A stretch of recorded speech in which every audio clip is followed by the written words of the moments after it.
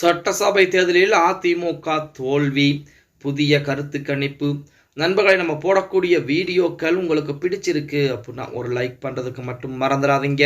அதிமுகவை பொறுத்த வரைக்கும் 2026 சட்டமன்ற தேர்தல் வாழ்வாசாவா அப்படிங்கிற ஒரு தேர்தல். ஏன் அப்படின்னா அடுத்தடுத்த தேர்தல்களிலே ஒரு தோல்வியை தழுவி கொண்டிருக்கக்கூடிய ஒரு மாபெரும் ஒரு கிட்டத்தட்ட 2 கோடிக்கும் மேற்பட்ட தொண்டர்கள் இருக்கிறாங்க. அப்படி தொண்டர்கள் இருந்தாலுமே கடந்த நாடாளுமன்ற தேர்தலில் அந்த தொண்டர்கள் அனைவரும் அதிமுகவிற்கு தான் வாக்களித்தார்களா அப்படிங்கிறது மிகப்பெரிய ஒரு கேள்விக்குறி. அந்த 2 கோடிக்கும் மேற்பட்ட தொண்டர்கள் அவர்கள் வாக்களித்திருந்தாலே அதிமுக அநேக இடங்களில் வெற்றி பெற்றிருக்கும் அப்படின்னே கூட சொல்ல. இருப்பினும் அதிமுக அனைத்து தொகுதிகளிலுமே தோல்வியைத்தான் தழுவி இருந்தது.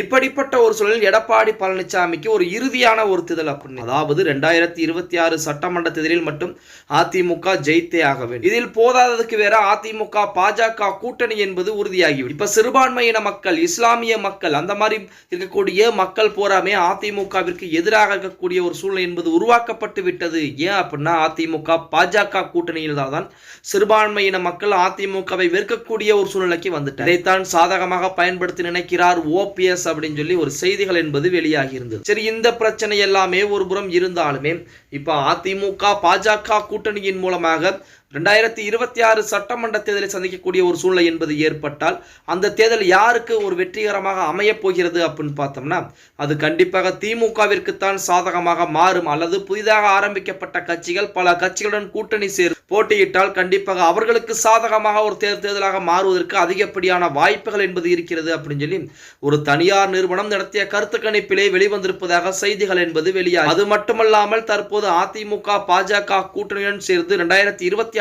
சட்டமன்ற தேர்தலை சந்தித்தால் கண்டிப்பாக கடந்த 2021 தேர்தலை விட இந்த 2026 சட்டமன்ற தேர்தல் எடப்பாடி பழனிசாமிக்கு மிகப்பெரிய ஒரு அடியாக இருக்கும் அப்படின்னே கூட சொல்லலாம். பொறுத்து வந்து பார்க்கலாம். ஓகே கைஸ், வீடியோ பிடிச்சிருந்தா மறக்காம ஒரு லைக் பண்ணி விட்டுருங்க. அப்படி இந்த வீடியோ ஃப்ரெண்ட்ஸ் அண்ட் ஃபேமிலிக்கும் ஒரு ஷேர் பண்ண மறந்துடாதீங்க.